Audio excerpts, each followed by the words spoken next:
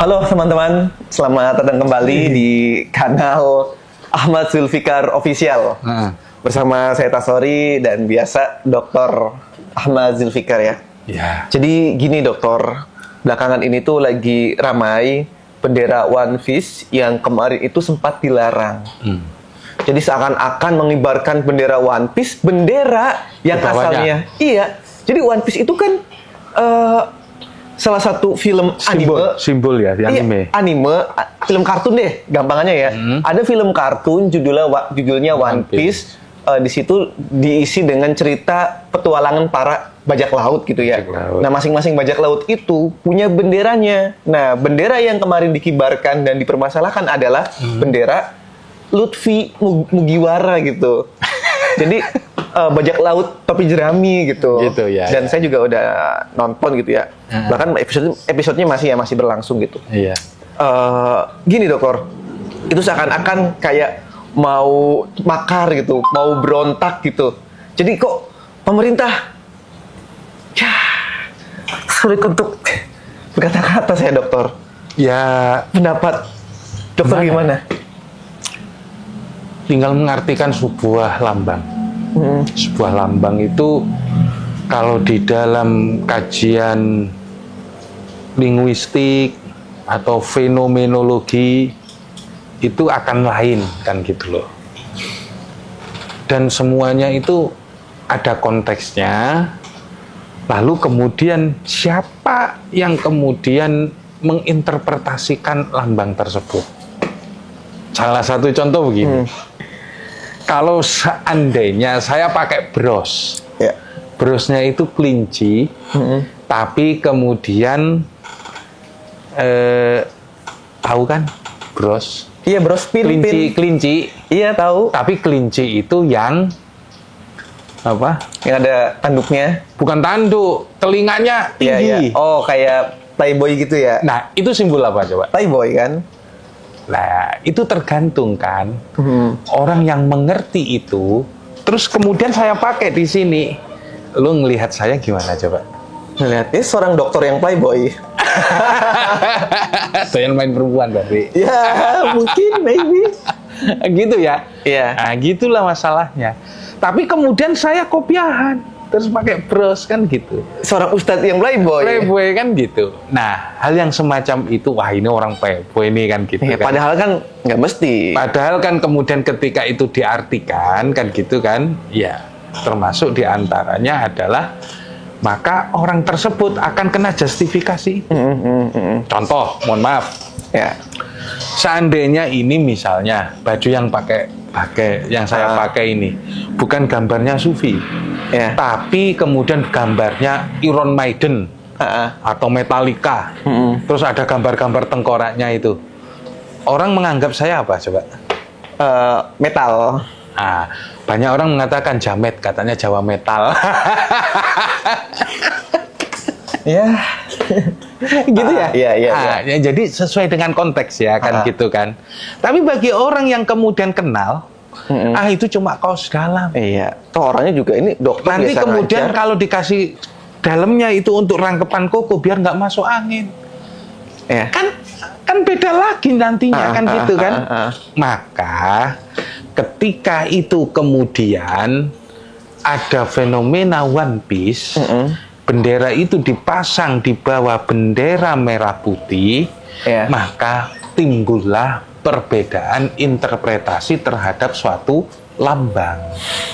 Dan ini yang kemudian menimbulkan kegaduhan. Karena bagaimanapun orang itu nggak suka kalau berbeda. Sukanya itu ya sama-sama, kan gitu kan? Betul. Nah, terus bagaimana ketika menyikapi hal yang semacam itu, kan gitu kan? Hal yang semacam itu, apakah kita turut kemudian menyalahkan, ataukah kemudian mendukung bahwa itu hak ekspresi terhadap apa yang terjadi di negeri kita, kan gitu? Kesimpulannya balikin pada kita sendiri, kan gitu loh. Artinya itu kalau bagi pemerintah itu dianggap kritik, gitu kan. Bagi penguasa itu dianggap perlawanan. Ya kan, katanya itu ada yang mengartikan makar kan gitu kan. Sama saja lah, dulu kita itu kode sandinya ketika melakukan perlawanan kepada agresi militer Belanda itu pakai apa kodenya? Pakai dulu ya. Pakai kita gundul. Ada dulu. Apa tuh? Zamannya Pak Harto masih muda. Pernah lihat janur kuning? Ya. Janur kuning itu adalah simbol perlawanan bagi Tentara Nasional Indonesia, TKR, Tentara Keamanan Rakyat. Oh, pakai janur kuning ya? Jadi simbol mereka saat serangan 21 Maret itu terjadi simbol mereka. Makanya yang pakai janur kuning itu adalah tentara kita. Para gerilyawan atau para sukarelawan itu janur kuning. Jadi janur kuning itu ternyata jadi simbol perlawanan terhadap pemerintahan kolonial Belanda.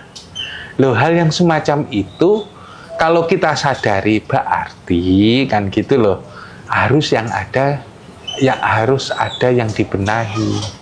Gitu loh. Kalau memang itu diartikan perlawanan, ya ayo bareng-bareng. Gitu loh. Kita ini nggak bisa sendiri-sendiri, gitu loh. Maka harus ada kerjasama, baik sebagai pemimpin maupun sebagai rakyat. Jadi kesimpulannya bagaimana? Pasang-pasang saja. Yang penting ya sudah di bawah sebagai merah putih ya. Tidak lebih besar daripada merah putihnya. Iya, sebagai ekspresi silakan saja. Ya. Memang kondisi negara kita lagi sekarang ini kayak gini. Gitu. Lagi aneh gitu ya. Iya. Negara mana nih? Konoha. ya, tapi gini dokter. Ini saya punya konspirasi ya. Di film One Piece ini, dokter kalau misalnya sudah nonton filmnya ya, sudah nonton animenya, jadi di One Piece itu tuh ada pulau, namanya Pulau Jaya, dan itu banyak yang berasumsi bahwa Pulau Jaya itu adanya di Papua. Jayapura. Iya, dan di pulau itu banyak banget diincar sama para bajak laut, bahkan tempat singgahnya bajak laut itu. Bajak laut cari apa? Harta, ya kan? Nah artinya itu bisa mempresentasikan apa namanya di Papua itu ya banyak hartanya gitu, banyak hartanya sehingga akhirnya disitulah letak para orang-orang ya kan, bajak laut yang mau membajak Indonesia, pulau tersebut. Ya mungkin mungkin orang Indonesia sendiri yang ngebajak negerinya gitulah. Nah maksud saya apakah di One Piece itu ternyata ada gambaran seperti itu? Iya, mereka itu membuat itu karena tahu bahwa bangsa Indonesia sedang dibajak. Iya, bahwa bangsa Indonesia itu memiliki ya peristiwa-peristiwa yang kelam gitu ya, yang itu tuh dibongkar di film itu gitu. Nah sehingga akhirnya ketika tiba-tiba ada orang yang iseng mengibarkan bendera merah putih, orang yang paham dari negara kita itu panik. Wah, gila nih, kok mereka malah mengibarkan bendera merah putih? Wah, ini kalau misalkan ada orang-orang yang nonton film One Piece lebih banyak lagi, negara kita akan gawat nih. Karena di film One Piece itu sebenarnya itu sedang membongkar berbagai kebusukan negara, salah satunya di negara kita. Nah, itu mereka-mereka yang dari pemerintahan yang paham itu khawatir dengan orang yang iseng mengibarkan bendera putih. Nah, bendera putih apa One Piece? Bendera merah putih gitu. Bendera One Piece gitu. Ya, oke. Mungkin gitu. Jadi arahnya mau ke situ. Ya, sehingga bisa kemudian jadi, gitu bisa loh. jadi negara itu preventif ya kan, represif. Itu kemudian nggak boleh dilakukan. Iya, karena takut gitu, takut menjadi ancaman. Jadi ancaman. Iya, itu ancaman nasional lah kan gitu. Takut ada yang menyadari bahwa bangsa kita itu penuh dengan kebobrokan. Ya, begini loh. Ya, ketika itu kemudian menjadi sebuah gerakan, gerakan nih kan gitu. Nggak bisa kemudian negara itu melarang. Beberapa kali kita ini di era Garuda Biru, terus Indonesia Mas. satunya lagi ya kan gitu, kabur dulu. Oh ya, kabur aja dulu. Semakin ditentang kan gitu kan, maka haluan semakin perlawanan itu semakin tinggi. Kalau kita kemudian sebagai, mohon maaf, sebagai pemegang kebijakan itu tidak arif dalam menyikapi masalah. Gitu. Kalau semuanya dipukul pakai kayu, main kayu maksudnya nggak ada lunak-lunaknya, maka yang terjadi adalah melulu konflik. Padahal konflik itu biayanya tinggi. Iya, betul. Perang itu biayanya tinggi, belum lagi korban jiwa, hanya masalah sepele. Iya.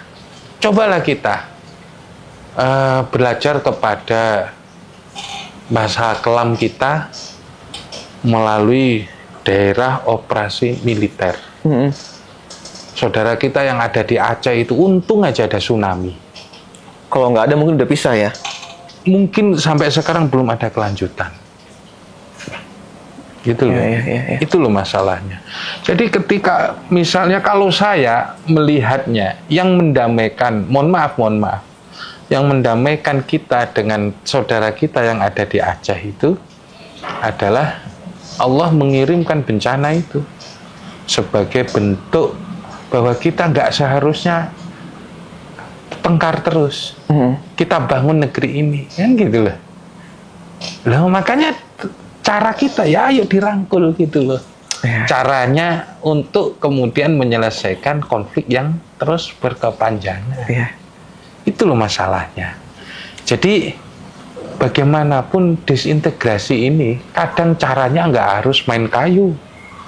Dengan militer, dengan kekerasan, pendekatannya nggak harus dengan pendekatan ke militerisasi atau apa, tapi juga harus meratakan yang namanya keadilan sosial. Itu loh. Cobalah masyarakat Papua itu kemudian dikasih kesempatan yang lebih karena tanahnya misalnya dieksplorasi. Mereka sekarang udah kemudian dikasih masuk ke perguruan tinggi, kemudian dikasih akses untuk mendapatkan berbagai pendidikan yang tinggi di pulau-pulau Indonesia, bahkan ada yang disekolahkan ke luar negeri, kan gitu. Nah, tapi sebegitu juga, kan gitu kan, sebegitu juga namanya bangsa yang baru membangun atau masyarakat yang baru bangun, ya kita harus paham bahwa hal tersebut membutuhkan proses. Makanya upaya pemerataan, upaya berbagai hal yang sifatnya memberikan kesejahteraan sosial, ya harus dilakukan. Nah, maksud saya kan gitu. Ketika ada hal yang semacam itu, ya kan, maka counterbaliknya itu adalah fakta-fakta yang menunjukkan bahwa pemimpin kita itu serius di dalam membangun Papua. Ya, bukan malah mikirin hal-hal yang remeh-temeh gitu. Yang remeh-temeh, enggak, serius saja kan gitu. Bahwa pencapaian ini kan gitu. Bahwa masyarakat di situ sudah mendapatkan haknya, ya kan gitu. Perlindungan terhadap tanah adat dan ulayat kan gitu. Nah itu ya kan yang harus kemudian, itu kan hak-hak sipil yang sebenarnya jadi masalah kan gitu aja. Ya kan bagaimana mereka mendapatkan ganti rugi dari apa? Misalnya proyek negara di situ, terus kemudian mereka juga adalah orang-orang yang mendapatkan penghasilan dari proyek yang didirikan oleh negara. Itu saja. Jadi kalau kita mau jujur, kalau kita mau kemudian introspeksi diri, wabil khusus para pemegang kebijakan, ya kan? Kebijakan di sana. Ya kan? Ya kita, insya Allah lah, kita juga sebagai rakyat paham melihat kerja mereka. Kata Allah, wa qul i'malu fasayarallahu amalakum wa rasuluhu wal mu'minun. Udah, kata Rasulullah, katakan aja sama mereka, kerja kan gitu.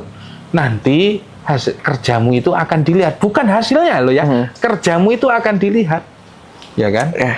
Oleh Allah kaum mukminin dan Rasulnya, oleh Allah, Rasul dan kaum mukminin. Itu aja. Ya.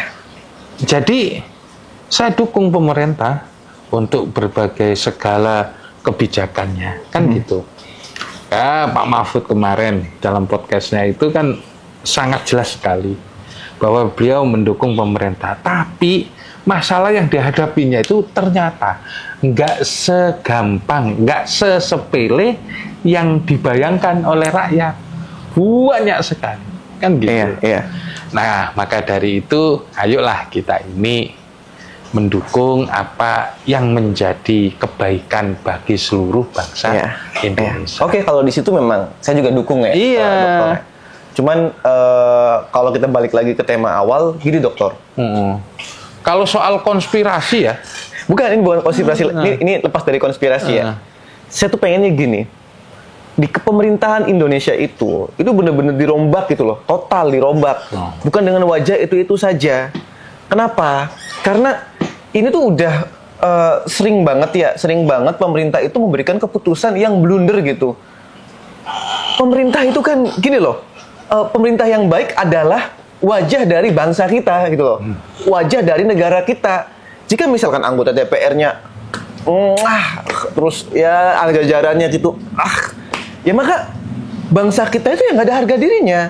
Maksud saya tuh ya jangan sampai gitu ya terjadi kayak misalkan orang jadi berbondong-bondong untuk pergi ke luar negeri, kabur aja dulu, terus tiba-tiba gini loh teman-teman, ini gara-gara dari anda ini ya, gara-gara dari anda ini pembelian bendera merah putih itu lebih sedikit gitu. Malah yang lebih banyak itu pembelian bendera One Piece. Karena bendera udah merah putih yang kemarin udah beli kan? Iya. Tinggal ngasih One Piece aja. Terus enggak, dokter, gini loh. Saya itu dulu ya, sering banget nih ya. Bukan dulu deh, tahun kemarin. Ketika mau menjelang 17 Agustus, itu banyak mobil-mobil yang mobilnya itu atau motor gitu ya, banyak kan mobil sih, itu yang benderanya merah putih. Lah sekarang di belakangnya bukan bendera merah putih tapi bendera One Piece gitu. Dan akhirnya orang-orang tuh ya berbondong-bondong untuk memasang bendera One Piece di kendaraannya, di depan rumahnya, atau di komunitasnya. Gara-gara siapa itu? Ya ini gara-gara ini ngapain Anda itu melarang mempermasalahkan bendera One Piece kan? No, nggak masuk akal. Ya karena ada respon, ada sebab, ada akibat, itu saja. Tapi begini, ya orang berekspresi, itu bertindak, itu pasti ada latar belakangnya, gitu loh. Terlepas dari apapun motifnya, gitu loh. Ada yang sekedar ikut-ikutan, ada yang sekedar dibentuk oleh kesadaran bahwa inilah simbol perlawanan damai atau kudeta merangkak bahasa politiknya. Kudeta merangkak bukan kudeta berjalan kan gitu kan. Nah banyak yang memberikan ekspresi tersebut kan gitu ya. Nah dari sini ya kan, dari sini perubahan itu nggak bisa terjadi secara satu kali langsung berubah kan gitu. Negara-negara telah berupaya untuk memberikan perubahan yang dramatis. Cina itu bisa selesai seperti sekarang ini, ya kan? Seperti sekarang ini, mereka melaluinya dengan jalan yang berdarah-darah. Jadi pada pemerintahan dahulu itu upaya untuk membentuk Cina yang kuat seperti sekarang, dan itu butuh waktu bertahun-tahun, bahkan bisa jadi itu ganti generasi. Itu adalah tragedi Tiananmen. Tragedi Tiananmen itu orang-orang yang korup, orang-orang yang nggak setuju dengan perjalanan negara dimasukin di dalam stadion Tiananmen itu, lapangan Tiananmen. Tahu nggak diapain? Diberondong sama senapan mesin. Setegas itu ya? Setegas itu, se-ekstrim itu. se-ekstrim itu. Yang nggak setuju, hilangin gitu ya? Hilangin. Gitu. Dulu di Indonesia ada kayak gitu. Terus? Namanya Petrus. Oh, Penembak misterius. Ya, ya. Karena preman, penjahat ini semakin apa? Marak ya? Semakin marak. Satu persatu itu pakai angkatan, ya kan? Zamannya Pak Harto, tembakin semua. Ya Allah, macam-macam. Sampai kemudian itu nggak ada yang berani keluar, begal, maling, copet dan sebagainya. Takut semua. Karena ya mereka kan Bromocora dan sebagainya itu kan ya mereka meresahkan. Ya. Maka sebagai salah satunya cara untuk menyelesaikan itu ya kemudian dikasih Petrus. Tuh yang kayak gitu itu ada nggak sekarang? Ya. Itu cukup kaget, itu mengagetkan kan gitu. Nah hal yang semacam itu mampu nggak berubah secara ekstrim gitu. Oke, itu ya. Satu, barusan di tahun-tahun 2000-an ini di negara Amerika Latin itu ada presiden yang melakukan perubahan total. Jadi mafia, gembong, perampok. Gimana itu? Nggak tahu itu apakah Venezuela atau apa kan gitu. Pokoknya Amerika Latin kan. Nanti dicari ya. Ya. Nanti cari ya, di anu kan. Di kolom komentar kasih tahu kami ya. Kamu. Itu kemudian penjahatnya dihabis perang dengan mafia. Itu selesai itu. Gitu. Ya. Nah, kalau dan tegas kan gitu. Tapi jalan itu tetap menggunakan koridor hukum yang berlaku. Kalau enggak nanti ya rakyatnya sendiri gitu ya. kena HAM, rakyatnya sendiri yang akan memberontak kan gitu. Iya betul. Nah, itu berhasil memberikan keamanan kepada masyarakat kan gitu. Iya. Nah, kalau di Indonesia ini bagaimana? Gitu loh. Di Indonesia ini bagaimana? Sehingga kita kemudian bisa berubah kan gitu loh. Kalau yang ditempuh adalah gradual, ya kan? Gradual secara bertahap, ya kadang udah ganti generasi pun budayanya masih tetap. Gitu. Ini harus dipahami. Oke. Ya kan, udah ganti generasi ya tetap ngasih sangu, ngasih pesangon, ngasih amplop. Budaya-budaya seperti itu ya akan terus kan gitu.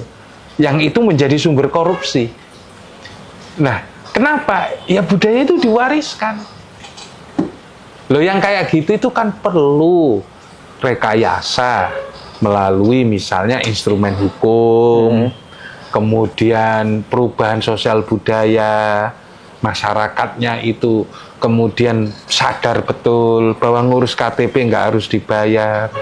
Kalau dibayar nanti tinggal ngelaporin dan akan dihukum, sehingga pekerjanya itu benar-benar bekerja mendapatkan gaji yang tetap, gaji yang layak, masyarakat bayar pajaknya itu juga rela, kan gitu kan. Terus kemudian pemerintahnya itu mampu untuk menjalankan fungsi kekuasaan, fungsi kedaulatan, sampai fungsi yudikatif juga, kan gitu. Nah ini yang kemudian harus dipahami.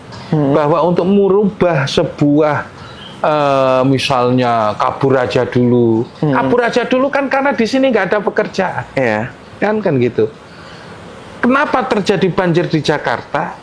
Gampang saja, karena air yang masuk dari Bogor itu lebih besar daripada air yang keluar, kan gitu aja, iya kan? Iya. Nah, kalau di sini ada pekerjaan itu enak, misalnya lulusan itu terserap dalam sektor formal, lah itu selesai masalahnya. Kerjanya gampang, guru-guru kemudian guru MI misalnya bisa mendapatkan gaji yang layak, ya nggak harus kabur dulu. Betul. Iya kan? Kabur dulu itu kan karena di sini nggak bisa kerja. Sementara di dalam Islam soal imigran, hijrah, kan gitu kan. Kalau kamu di sini sempit, pindah saja. Cari yang lebih luas gitu. Betul. Nah, terus misalnya diganti karena banyaknya korupsi dan banyaknya apa, sehingga kemudian negara nggak produktif kan gitu kan, karena hanya untuk dipakai kepentingan sendiri kan gitu. Ya kalau kita mau radikal ya kayak tadi, yang tersangka korupsi itu masukin aja di dalam lapangan terus berondong satu persatu. Masukin ke JIS gitu ya? Iya. Ke JIS atau ke Gelora Bung Karno. Koruptor. Taruh Dor kan. Tata kan gitu. Sama ini apa? Tinju Lutfi. Oke, teman-teman. Yang sekarang ini sudah bagus katanya.